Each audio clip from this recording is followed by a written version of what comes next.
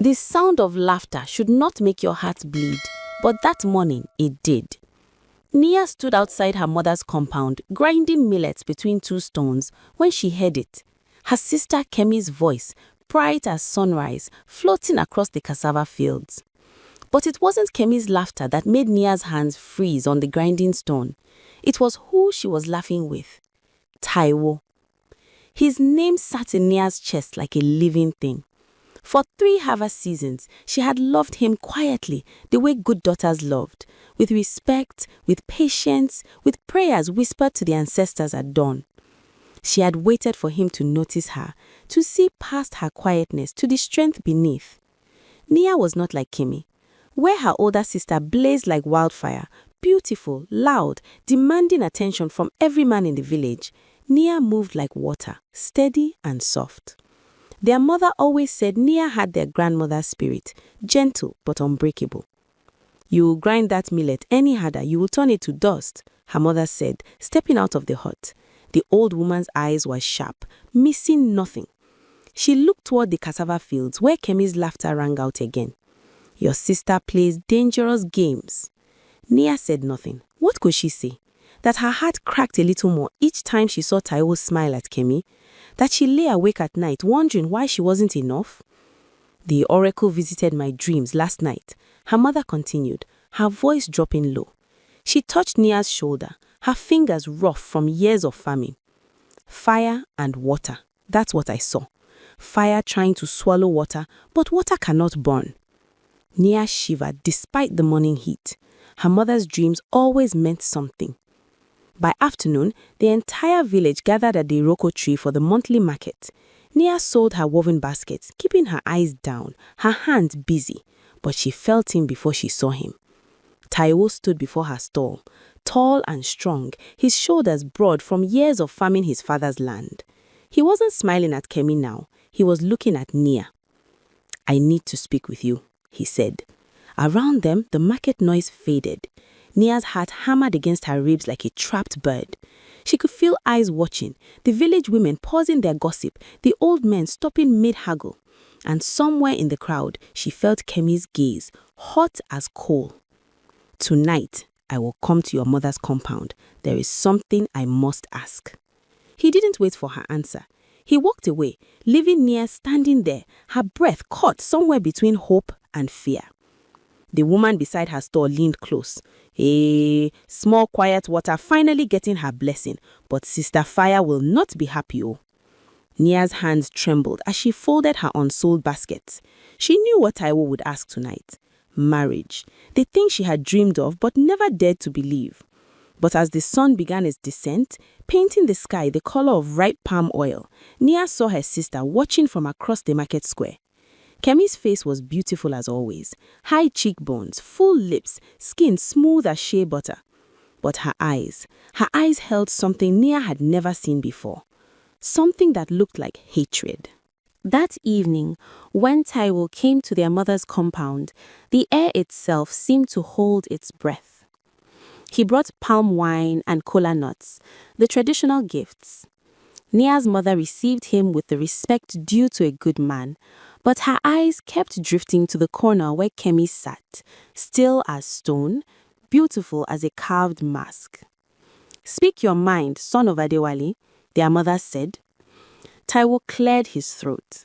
In the flickering lamplight, Nia could see the nervous movement of his jaw, the way his fingers gripped his knees. "I come to ask for Nia's hand in marriage." Nia, not Kemi. The silence that followed felt thick enough to choke on. Nia's heart soared and plummeted at once, joy mixed with a fear she couldn't name. She glanced at her sister. Kemi's face remained perfectly still, but her hands clenched the wrapper around her waist so tight that her knuckles turned ash gray. "And what makes you choose my quiet daughter over her sister?" their mother asked. It wasn't cruelty that made her ask, it was wisdom. She needed to hear his answer. So did Kemi. Taiwo looked directly at Nia then, and his eyes were honest. "Because Nia sees me, not my father's land, not my family's name. She sees me. When my father was sick last season, who brought herbs to our compound without being asked? Nia. When the rains failed and my mother wept, who sat with her and shared what little she had? Nia. He paused. Beauty fades like flowers in the dry season, but a good heart, that lasts forever. If you are loving this story so far, don't forget to subscribe to our channel. We share powerful African folk tales every week that will touch your soul. Hit that subscribe button now and let's continue. Nia's mother smiled, deep lines creasing around her eyes. You have my blessing, Taiwo. The bride price. No! Kemi's voice cracked across the compound like a whip. She stood, her whole body shaking. No, this is not right. I am the firstborn. I am the beautiful one. Every man in this village wants me, and you choose her? She pointed at Nia with a trembling finger. The quiet mouse who hides in corners? Kemi, their mother began, but Kemi wasn't finished. I welcomed you, Taiwo. I laughed with you. I made myself available, and you insult me like this? For what? For this nothing. Sister, please, Nia whispered, her voice small. Tears burned behind her eyes, but whether from joy or pain, she couldn't tell. Taiwo stood.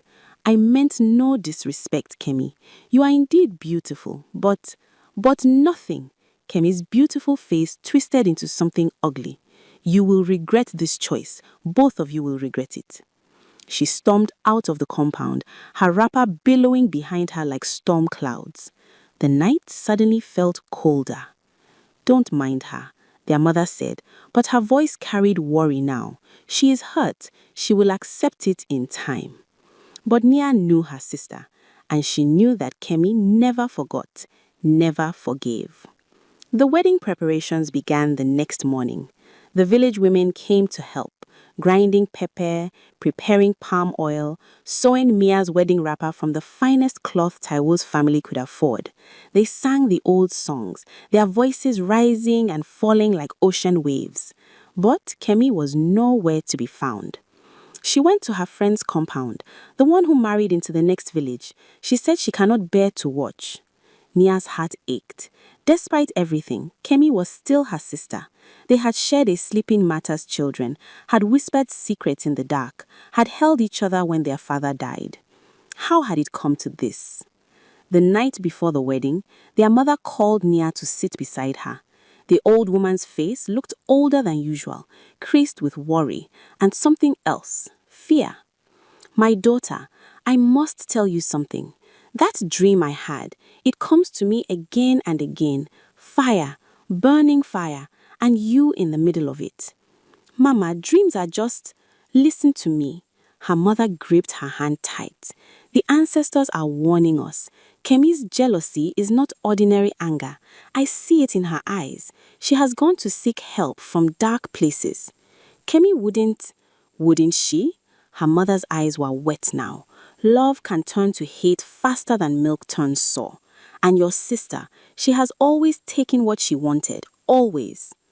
Nia wanted to protest, but the words died in her throat. She remembered Kemi as a child, throwing her doll into the fire when her mother said she couldn't have a second one. She remembered Kemi at 12, spreading lies about a girl who wore a prettier wrapper than hers. She remembered, and she was afraid. What should I do, Mama? Pray.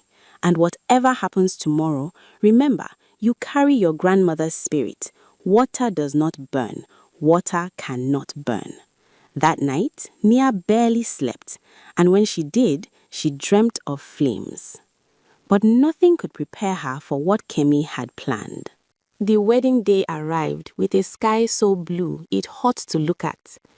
Nia had never felt more beautiful or more afraid. The village women had adorned her in coral beads that clicked softly with each movement, had painted her skin with sacred camwood, had wrapped her in indigo cloth so fine it felt like water against her skin. But beneath all the beauty, her heart trembled. Kemi had returned that morning. She'd walked into the compound just as the sun rose, her face calm, her smile pleasant. Too pleasant. Sister, she said, embracing Nia so tight it almost hurt. Forgive me for my anger. I was foolish. You and Taiwo are meant to be together. I can see that now." The words were right, but something in Kemi's eyes wasn't. They were bright, feverish, like someone with malaria before the shaking begins. "Thank you," Nia had whispered, wanting desperately to believe her. Their mother had watched the embrace with narrowed eyes but said nothing. The wedding ceremony was beautiful. Taiwo looked at Nia like she was the sun itself, and for those few hours, she forgot her fear. The village danced, the drums spoke their ancient language, and the elder blessed their union with prayers older than memory. "May your home be filled with children," the elder intoned, pouring libation to the ancestors. "May your crops never fail. May your love be stronger than iron, deeper than the river, more lasting than the Iroko tree." As tradition demanded, Nia was taken to the bridal hut, a small structure built at the edge of the compound, decorated with fresh palm fronds and white cloth. This was where she would wait for her husband, where their marriage would truly begin. The women sang as they led her there, their voices sweet in the cooling evening air. Kemi sang too, louder than anyone. "You will be so happy, sister," Kemi said as the women departed one by one. She was the last to leave. "Sister," Nia called out as Kemi reached the door. "Thank you for accepting this, for being here." Kemi turned, and in the dim lamplight, her smile looked strange.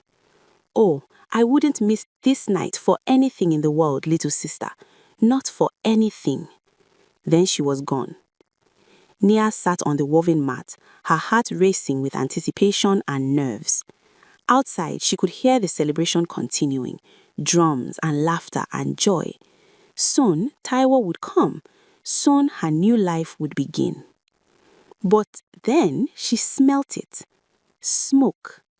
At first, she thought someone had brought the cooking fire too close to the hut. But the smell grew stronger, and suddenly she heard it, the crackle of flames, hungry and spreading fast. Nia ran to the door. It wouldn't open. "Help!" she screamed, pulling at the door with all her strength. "Help! Fire!" Through the cracks in the bamboo walls, she saw it now, flames climbing up the sides of the hut, orange and red and furious. The palm fronds caught fire like dry grass, and smoke began to fill the small space. "Somebody help me!" Her eyes burned, her lungs screamed for clean air. She heard shouts now, people running, but the fire was so loud, roaring like a living beast. Through the smoke, through the door's gap, she saw a figure standing in the shadows, watching. Kemi? Her sister stood there, perfectly still, her beautiful face illuminated by the flames, and she was smiling. "You took what was mine," Kemi said, her voice somehow clear, despite the chaos. "Now, burn with it." "Kemi, sister, please." But Kemi turned and walked away, melting into the darkness as the fire consumed everything. Nia fell to her knees, coughing, choking. The heat was unbearable now. The walls were burning. The roof was burning. She was going to die here, on her wedding night, killed by her own sister's jealousy. She thought of Taiwo, of the children they would never have, of her mother's dream, fire trying to swallow water. "Water does not burn," her mother had said. "Water cannot burn." Nia closed her eyes and did the only thing left to do. She prayed. "Grandmother, great-grandmother whose spirit I carry, if you are there, if you hear me, please help me." The flames reached the center of the hut now. They should have touched her skin, should have set her wedding clothes alight, but something impossible was happening. Nia opened her eyes. The fire surrounded her, like a circle, like a wall, but where it should have touched her, it simply stopped, as if an invisible barrier protected her. She could feel the heat, see the flames dancing just inches from her face, but they could not reach her. Outside, she heard her mother's voice screaming, heard Taiwo shouting her name, heard the entire village in chaos. The roof collapsed in a shower of sparks, and the walls fell inward, and through it all, Nia sat in the center, untouched. When the flames finally died down to embers, when the smoke cleared enough to see, the villagers stood frozen in shock. There, in the ruins of the bridal hut, sat Nia, her coral beads still perfect, her indigo wrapper unmarked, not a single hair on her head singed, not a burn on her skin.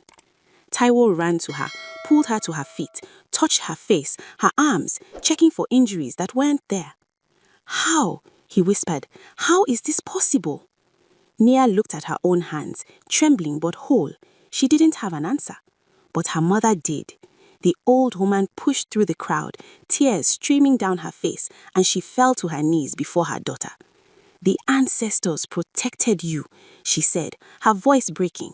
"Your grandmother's spirit, it would not let you burn." And then someone screamed, not a scream of shock this time, but of agony. The real horror was just beginning. The scream came from Kemi's hut.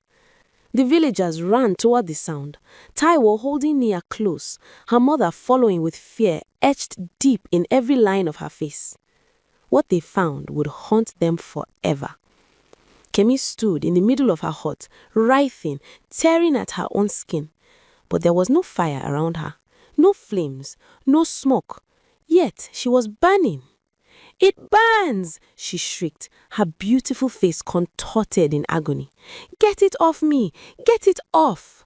Red welts appeared on her skin as they watched, on her arms, her neck, her face, as if invisible flames were kissing her flesh.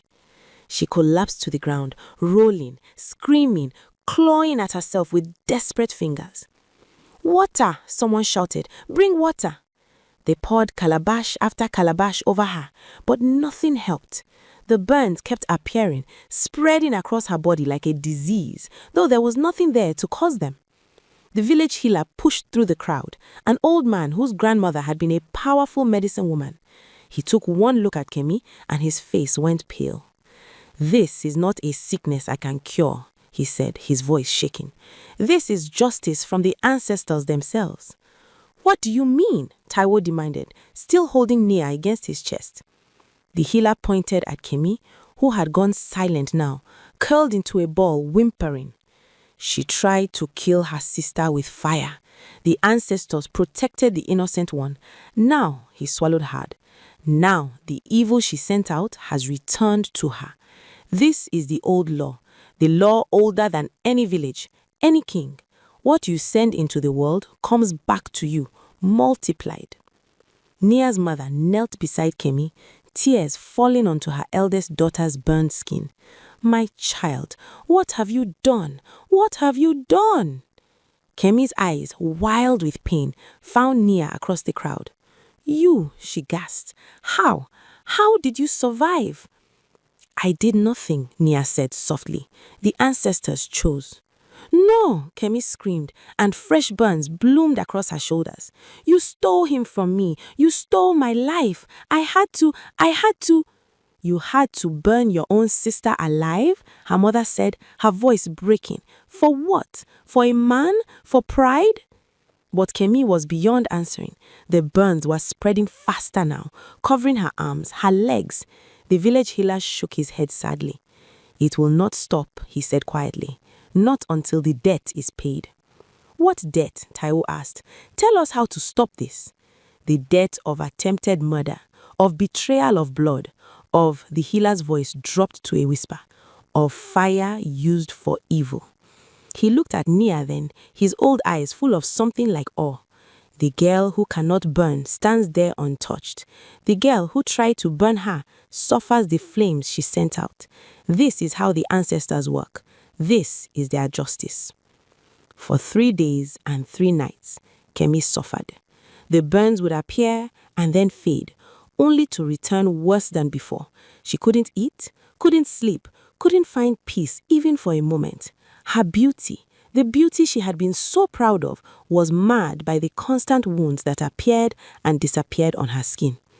Her mother sat with her every hour, wiping her forehead, singing the old songs, begging the ancestors for mercy, but Kemi's suffering continued. On the 4th day, the healer returned with the village elders. They gathered in the compound, their faces grave. "There is only one way to stop this," the oldest elder said. He looked at Mia with heavy eyes. "The wronged sister must forgive." Everyone turned to look at Nia. She stood with Taiwo, her hand in his, her heart heavy with a pain she had no name for. Kemi was her sister. They had shared a womb, had grown together, had been each other's first friend. But Kemi had tried to kill her, had locked her in that hut, had set the fire, had stood outside watching, smiling, while Nia screamed for help. She has to forgive her, Taiwo said, his voice hard. After what Kemi tried to do? The ancestors' justice is complete, the elder explained. They have shown their power, have protected the innocent and punished the guilty, but they will not force bitterness to grow in a good heart. If Nia chooses forgiveness, the suffering will end. If she chooses revenge, he paused, then Kemi will burn until there is nothing left.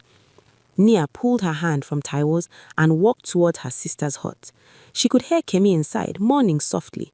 The sound made her chest tight, made her eyes burn with unshed tears. She thought of all the moments they'd shared. Kemi teaching her to braid hair when they were small. Kemi holding her when she had nightmares. Kemi who had once been her whole world. But she also thought of the flames, the smoke, the terror, the betrayal so deep it had no bottom. Could she forgive this? She stepped into the hut. Kemi lay on a mat, her skin covered in fresh burns. When she saw Nia, she tried to curl into herself, to hide, but the movement brought fresh waves of pain. I don't expect forgiveness, Kemi said, her voice hoarse from screaming. I wouldn't forgive me either.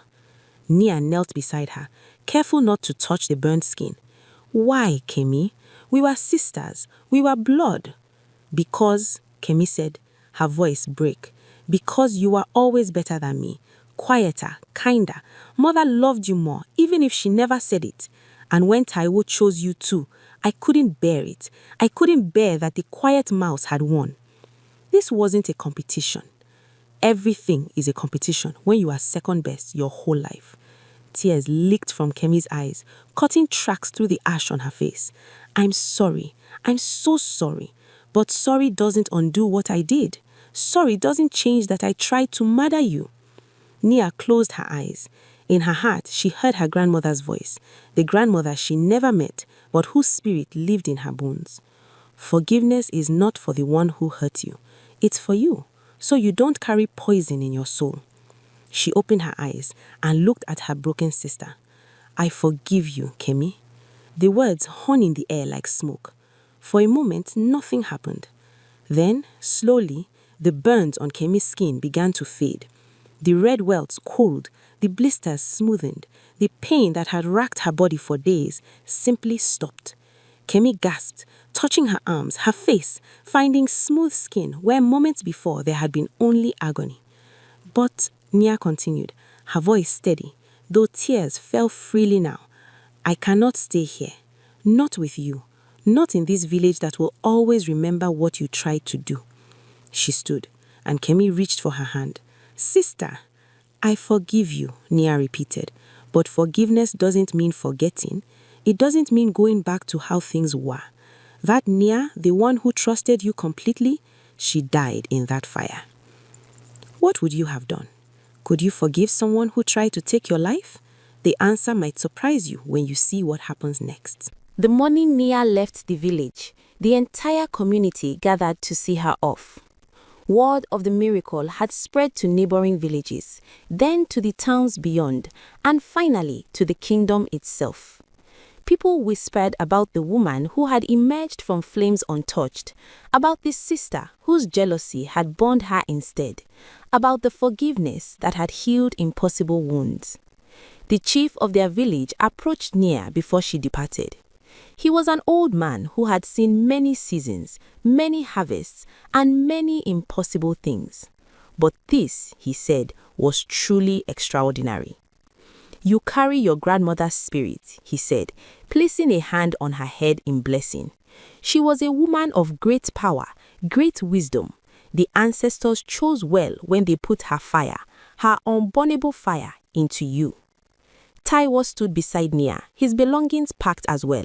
He had not hesitated when she said she needed to leave. Where you go, I go, he'd said simply. You are my wife. My home is wherever you are. Nia's mother embraced her for a long time, whispering prayers and blessings, pressing a small pouch into her hands. "Your grandmother's cowrie shells," she said. "They will guide you. And remember, water does not burn. You are stronger than any flame." The last person to approach was Kemi. She walked slowly, her head down, her once proud bearing now broken.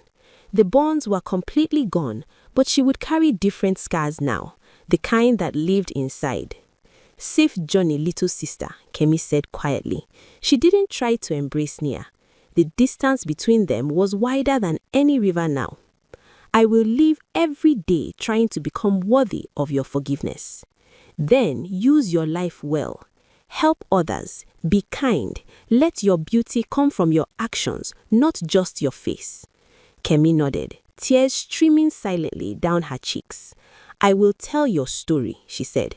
"I will make sure everyone knows what the ancestors did for you and what they did to me, so that others will learn." And she kept that promise. For the rest of her life, Kemi traveled from village to village, telling the story of her jealousy and its consequences. She became a different person, humble where she had been proud, generous where she had been selfish. She never married, dedicating her life instead to teaching young women about the poison of envy. But this is not Kemi's story. This is Nia's. Nia and Taiwo traveled east toward the rising sun and settled in a village near the great river. The people there welcomed them, especially when they heard the story of the woman fire could not burn. At first, Nia tried to live quietly, to be invisible as she had always been, but the ancestors had other plans. A season after their arrival, a fire broke out in the village granary during the dry season. The flames spread fast, threatening to consume the entire food supply before the next harvest. The villagers formed water lines, but it was not enough. The fire was too strong, too hungry. Nia stood watching, her heart pounding. She thought of her wedding night, of the flames that could not touch her, of her grandmother's spirit living in her bones. Before Taiwo could stop her, she walked toward the fire. "Nia, no!" he screamed, but she didn't stop. She walked into the burning granary as villagers watched in horror. The flames licked at her wrapper, surrounded her completely, and then, impossibly, they began to die down. Nia moved through the granary, and where she walked, the flames retreated. It took her an hour to walk through the entire structure, but when she emerged, the fire was out. Half the granary was saved, enough food to see the village through to the next harvest. She stood there, covered in soot, but completely unburned, and the villagers fell to their knees. "The ancestors walk with you," the village priestess said, awe thick in her voice. "You are blessed, protected. You are meant for something greater than hiding." After that, Nia's reputation grew. When fires threatened homes, they called for her. When children were trapped in burning structures, she went in without hesitation. She saved lives that no one else could save, walked through flames that would have killed anyone else. People began to call her Enaire, the fire that does not burn. Taiwo built them a home near the river, where they raised 3 daughters and 2 sons. Each child grew up hearing their mother's story, understanding that jealousy destroys, that forgiveness heals, and that the ancestors protect those with pure hearts. Nia taught her daughters to be strong but kind, to use their gifts to help others, to never let beauty or pride become poison in their souls. She taught her sons to value character over appearance, to see people's hearts rather than their faces. Years passed, and Nia's hair turned silver. Her face gained lines that spoke of laughter and wisdom. She was no longer the quiet girl who ground millet in her mother's compound. She was a woman of power, of purpose, of peace. One day, when Nia was old enough that her children had children of their own, a visitor came to her village. It was Kemi. She was old now too, her face marked by time and the weight of memory. She walked with the help of a stick, her movements slow but steady. The sisters sat by the river, their aged feet in the cool water, watching the sun paint the sky in colors of fire. I have told your story in 50 villages, Kemi said quietly. I have taught hundreds of young women about the poison I carried, about the price I paid, about the mercy you showed me. And your own life, Nia asked, has it been well? It has been purposeful, Kemi smiled, and it was real this time, untainted by jealousy or bitterness. I will never have what you have, this family, this love, this peace, but I have helped others avoid my mistakes. That is enough. You could have married, you are still beautiful, Beauty interrupted gently. Beauty is what destroyed me. I spent my life learning that real beauty comes from here, she touched her chest, from the heart, like yours always did. They sat in silence, two old women who had once been rivals, bound by blood and by a story that had become legend. Sister, Kemi said as the sun began to set, do you ever regret forgiving me? Do you ever wish you had let me burn? Nia thought about it, really thought about it. She remembered the terror of that night, the betrayal, the pain, but she also remembered the freedom that came with letting go of hatred, the peace that forgiveness had brought to her soul. No, she said finally, because unforgiveness would have burned me far worse than any fire. It would have burned me from the inside out, slowly, for the rest of my life. By forgiving you, I saved myself. Kemi nodded, tears slipping down her wrinkled cheeks. You are always the wise one. No, Nia said, taking her sister's hand. I was just the one who learned that water is stronger than fire, that softness can be strength, that surviving isn't the same as winning, and that the ancestors protect not the perfect, but the faithful. When Kemi left the next morning, the sisters embraced for the last time. They would not see each other again in this life, but the poison between them was finally, completely gone. Nia lived for many more seasons, and when she finally closed her eyes for the last time, surrounded by children and grandchildren who loved her, the villagers said they saw something extraordinary. A soft light, gentle as water, bright as fire, rose from her body and moved toward the sky. It was her grandmother's spirit, they said, returning home after living so faithfully in her granddaughter's heart. And from that day forward, whenever fires threatened the village, people would gather and tell the story of Nia, the woman fire could not burn, the woman whose forgiveness was stronger than hatred, the woman who taught them all that real power comes not from destruction, but from mercy. Jealousy is a fire that burns the one who holds it. Kemi's hatred didn't destroy Nia, it destroyed Kemi herself. When you send evil into the world, it always returns to you multiplied. But forgiveness is water that quenches the flames. Not forgiveness that makes you foolish, not forgiveness that lets people keep hurting you, but forgiveness that frees your soul from carrying poison. If this story touched your heart and taught you something valuable, do me a favor, hit that subscribe button and share this story to someone who needs to hear it today.